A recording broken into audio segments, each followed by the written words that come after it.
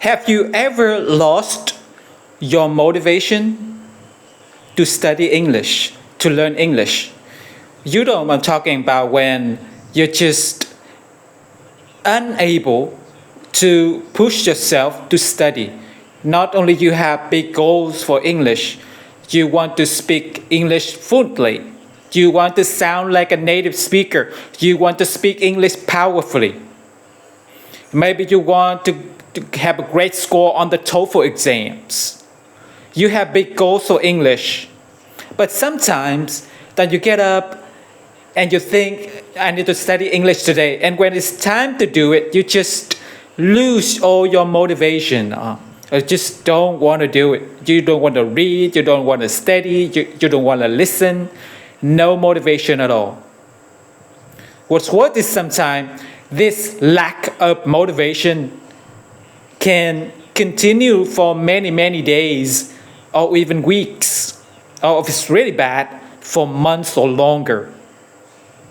It's quite stressful sometimes. You know, so you have this big goal. You want to do something with English. You want to succeed. You want to speak well. But it's when it's time to do it each day, no motivation to do it. Well, you know, last Sunday I had the same problem. Not with English, but with exercise.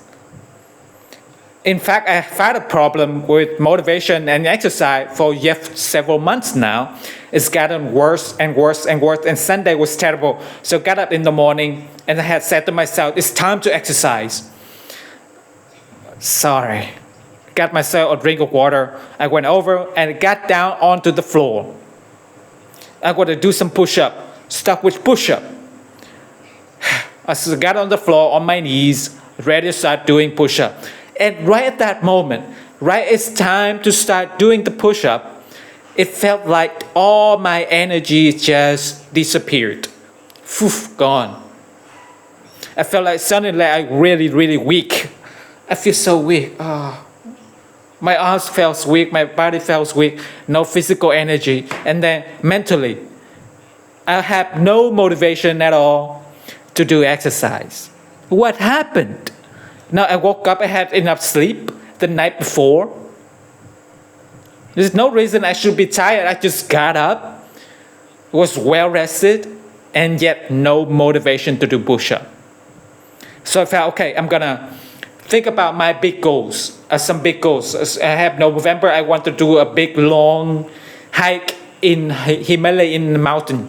I get at least 2 weeks. Also, I get myself strong for that. Do some push-ups and some pull-ups and go for a run. But as I thought about that big goals, I actually felt even less motivated. It just seemed so difficult. I don't want to deal with that. I don't want to go running. I don't want to do push-ups, pull-ups. That was what I was thinking in my mind. I stared at the floor a little bit longer. And I stood up, walked into the kitchen, and made breakfast. I didn't exercise at all. And guess what that did to me? That made me feeling guilty, and then have this thought in my head. Oh, AJ, what's wrong with you? Why are you being so lazy? Why aren't you motivated? You need to exercise. You need to get in better shape. As I'm fighting with myself in my own mind as I'm making breakfast. It made me feel even worse, but no more motivation. I still didn't exercise. I didn't exercise the whole day. This has been happening to me almost every day for the past several months. It's gotten worse and worse, and this feeling of frustration and guilt at myself, I've been getting worse and worse and worse. And so finally, last night, Saturday night, I decided I gotta figure this out. I've got to find a solution to this. This is really bothering me now. So then the next day, I went to my favorite coffee shop in my neighborhood here in San Francisco. I just sat down and started thinking about this problem, started asking myself questions. I have a journal. Every day I write my journal, write down my ideas and thoughts. I sat down with a pen and paper, start asking myself questions and thinking. And the first question I thought was, why am I so unmotivated to exercise? What's wrong? Because in the past, earlier this year, when I was in Japan, in the wintertime, that was super. I wouldn't go to the gym almost every day. I was lifting heavy weights. I was running. I was doing pull-ups and push-ups, lots of them. I was in fantastic shape, great fitness level, super motivated to exercise. So start to think about this question: what's wrong? What's different now? It's only 6 months later. Why the big change? What's wrong with me? Why am I so unmotivated? So it's so tough for me just to do a few push-ups, to go for a little jog. So I thought more and more about this. In fact, what's different now in my life compared to them? And I finally found the solution. I got an answer. This happens sometimes when you think about a problem enough and every day, and you got a journey and you start writing your ideas, and suddenly you find you get this idea, that clear answer to your question. Sometimes it takes hours, sometimes it takes days or weeks, but it will come. You keep thinking about it, keep asking yourself questions. So I got an answer. Before I share the answer with you, let's go to a quick Twitter question. So a lot of good Twitter questions this week. I'm going to write down. Let's answer the first one now. So the first one is from Satchom Correct, and he said, "I want to be a great speaker. How can I do this?"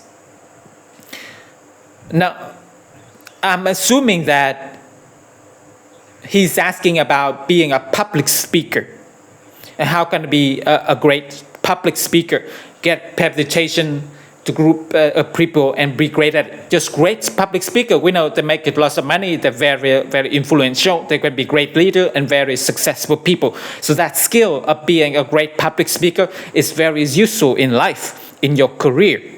Not a lot of people are afraid of it. Now, in future, I will make a whole course about public speaking. So I can give lots of answers that give you one short, easy answers to this question. I have to save the long answer for another day. The short answer is you've got to practice every day.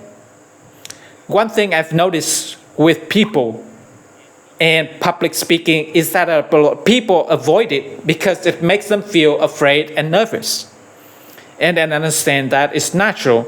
It's common human fear to be afraid of standing in front of big groups of people and give a speech. A lot of people are afraid of that. But that fear prevents people from practicing. And you don't practice, you don't get better. To get better, it's almost anything. We need consistent practice, right? You think about it, you gotta practice almost every day. That's how you get better. If you practice something almost every day, you do it in an intelligent way, then almost certainly you will get better. So problem is with public speaking is that practice is really, really painful and scary. So I recommend you start by doing daily public speaking practice with just a camera, just much less scary. You don't have a group of people looking at you, but you can still practice your techniques and your method. So get your phone, get a phone, an iPhone or something, any kind of smartphone, and record yourself, hit record, and then give a 5-minute speech about any topic. Doesn't matter. At the 5 minutes, you can go back and watch yourself on videos. And you're an intelligent person, so you will quickly see things you're doing badly. You say, "Oh, that sounds bad. That look bad." So you to start coaching yourself by using the videos. Consistency is the key thing. That means doing it every single day, and just a little practice, 5 minutes speech every day, record yourself on video, and then watch it and look for things you don't like. Just that consistent little practice every day will help you become a much better public speaker. All right, let's go back to our main topic. In fact, this Twitter question is kind of related to the main topic.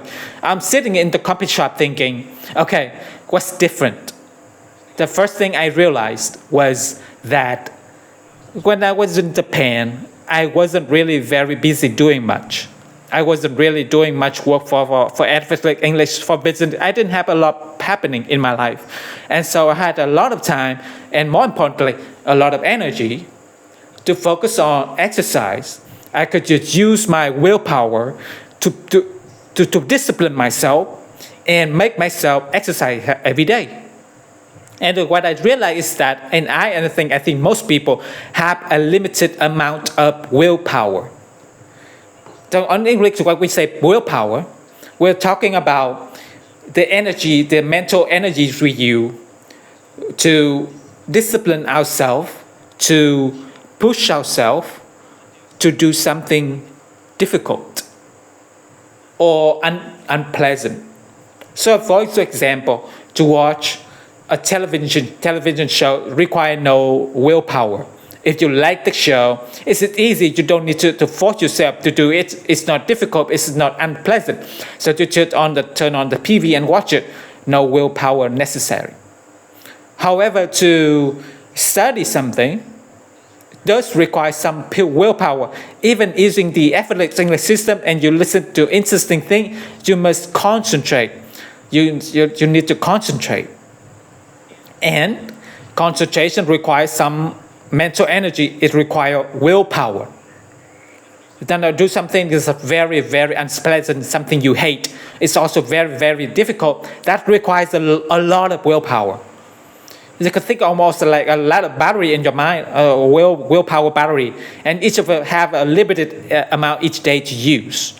So here's the problem. Here's what I realized. I was using my willpower in Japan for daily exercise. But since I come to San Francisco for the summer, I've been really, really busy. I've been working on my book, trying to get my book finished and published. I've been planning new lessons. I've been doing a lot of recording, lots and lots of work for effortless English for the business. In other words, what I was doing, I'm using my willpower, my mental discipline, and using that energy for the business. And what I realized is that I don't have much left to discipline myself to exercise. So that was an important realization. You have limited amount of willpower. As you did a lot in one area of life, we might not have enough for something else. So that got me think, what can I do? I needed to do a lot of this work in my business. So I thought, what if I made the exercise so easy that it required no willpower at all? Maybe that would help me start to be consistent again, right? To start consistently exercising every day, and I get a little bit stronger. I can very slowly increase that amount. If I'm not busy with the business so much and have more willpower, I can really be strong with exercise. So I decided to use my experience. I tell you about let's take one more little question. This is two people actually asking the same question, and they both asked me, "Are you going to visit Indonesia this year?" And then the answer to that question is, I'm not sure yet. Still planning the last day trail for the fall in the winter. They definitely will be visiting Vietnam, in probably Malaysia too. I'm not sure about Indonesia, maybe Indonesia or Myanmar, but I'm not sure. I'll let you know the detail on my plan. I'll know in a month or so exactly where I'm going for the whole trip. I'll put it on Twitter so you know. Generally, this question gets in, are you coming to my country? When are you coming to my country? And for me to come and do an event in another country, I need teams. I need local people in that country who will help organize an event.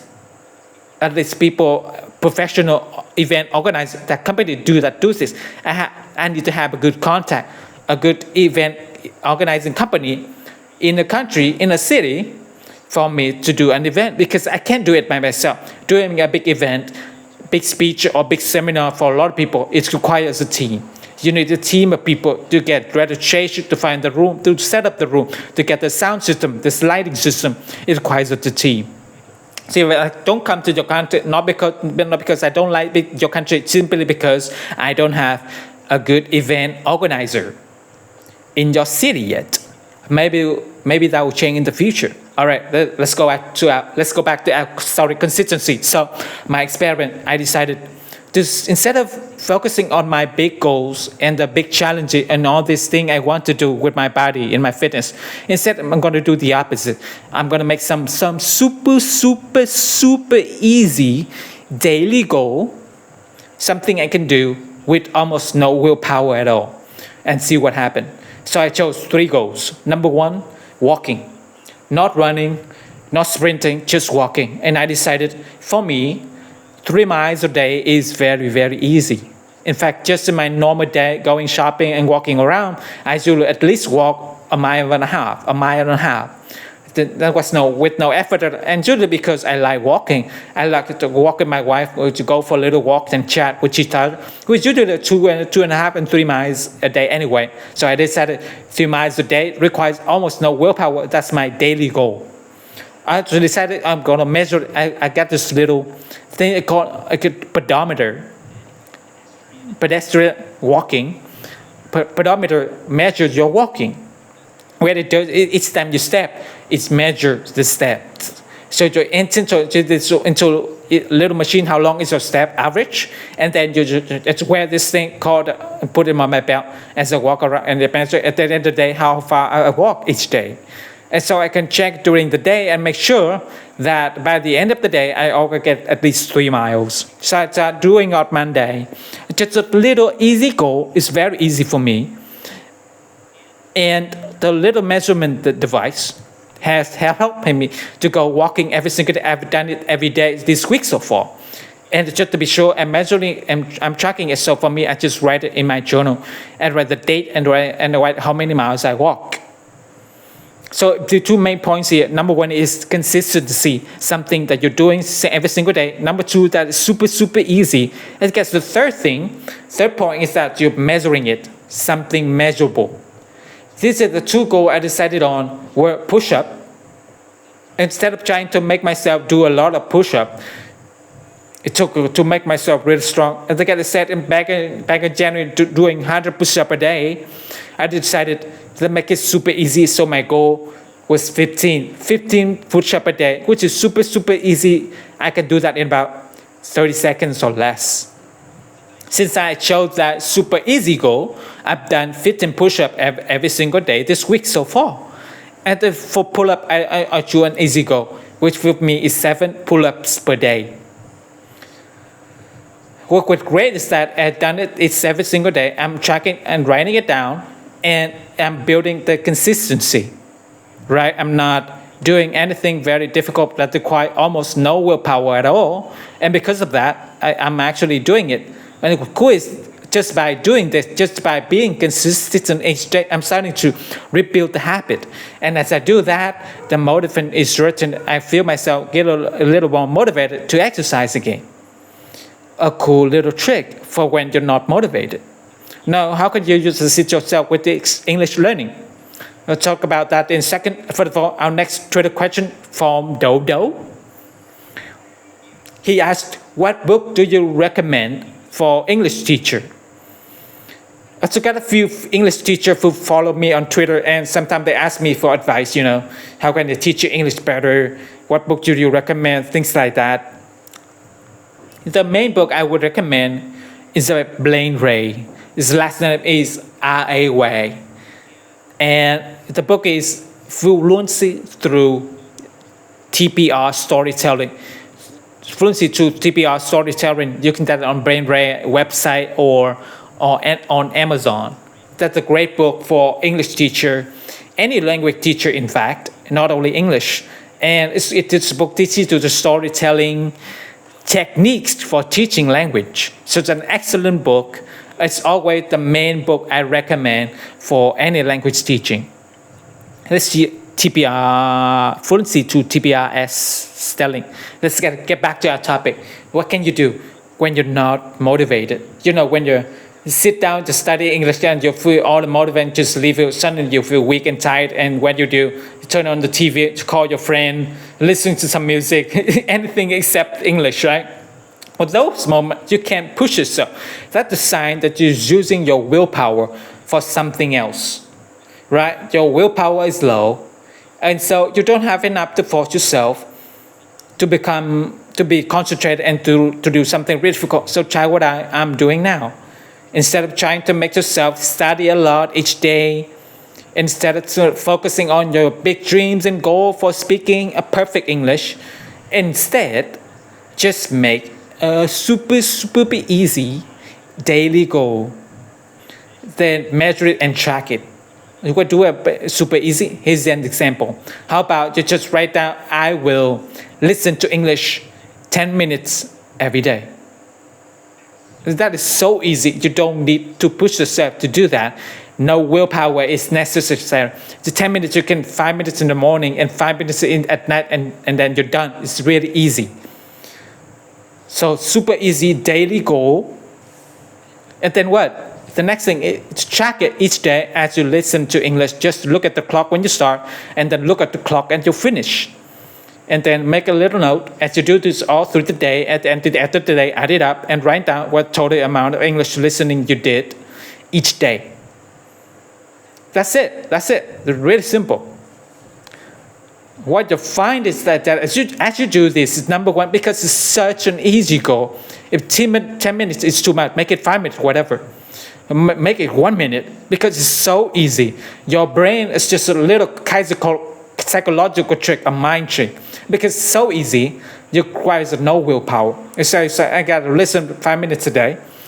You kind of unconsciously, your brain says, oh, that's easy, I can do that, and you just do it. You do it because it feels so easy, and you don't make any effort to do it. But what's really cool is that by doing it, by getting the consistency going again, something natural and wonderful happen. You will find with no effort at all, you will naturally start listening a little bit longer. Maybe your goal is 10 minutes per day. Maybe you do that for a week or 2 weeks, but after a couple of weeks, your motivation will just start to grow again. And you notice, I listen 15 minutes today, and then 20. And then 25, and then 30, and then start coming back. Give it a try. Give this a try. When you're unmotivated, not have a lot of motivation for English right now, you probably don't need to do this. Focus on your big goal, push yourself, that's great. But if you're tired, you're feeling unmotivated, if you're really busy with other things in your life, try this technique of choosing super easy daily goals and measuring them every day. All right, let's get one more Twitter question, and then the effortless English leaks new, and then we're done. All right, our last one, Kaya, this one. Zitron asked, actually said, my friend always judge me about my English speaking, and they always correct my mistake, and they tell everyone else about my mistake. They kind of making fun of this person, constantly criticizing him or her, not sure, and saying bad things because they make a lot of English mistake, I guess. So that they ask, what should I do? What can I do? It creates a lot of fear. In the tweet they said, makes me really afraid to speak. And, I give this answer a lot of time when I get this kind of question. My first answer is, find better friends.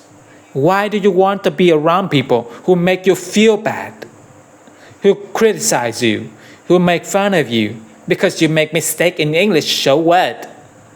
Who make you feel afraid and they kill your confidence? They're not nice people. You don't need to be around them. Find better friends. This is my main answer. Find better people to speak English with. I don't know, from this question, I don't know, these are the native speakers, like Americans, Canadians, or if they're also English students. It doesn't matter. Either way, most people in the world just want to communicate with you. They just want to hear your idea. They want to share idea with you, share their feelings. So find people who share some interest with you. You love sports, some other people who love sport, and chat with them in English about that. Most importantly, find people who are positive and friendly and you like to be around. And your friends should make you feel stronger, not weaker. Or if not very good friend makes you feel better about yourself. I love my friend. I have a few very special close friends, and they always make me feel like a better person. They make me feel stronger. They make me feel more confident. Those are the kind of friends the kind of people you want to practice English with. Those few negative people, just get rid of them, remove them from your life, move on, find better friends. Okay. Let's go to the effortless English new. Not much new for this week because I'm going camping. So tomorrow, my wife and I, and Kristen and Joe, my two best friends, we're all going into the woods in Northern California. We're gonna camp under the redwood trees. Those huge, giant trees, bigger than a car. Those huge trees up in Northern California, the state park that has a lot of those redwoods, and we want to go camping there and do some hiking. We want to do for the whole week of this week. What that means is I will not be on Twitter. I will not answering email. I will not be on Facebook. I will not be online at all. So don't worry if you don't see any tweets from me or you don't hear from me this week. I'm offline in the wood having a good time. I'll be back next weekend. All right, that's it for our show. Have a great day. Enjoy your English learning and go to effortlessenglishclub.com. Try my VIP program for just $1 for learn more about the effortless English system. See you next time. Bye for now.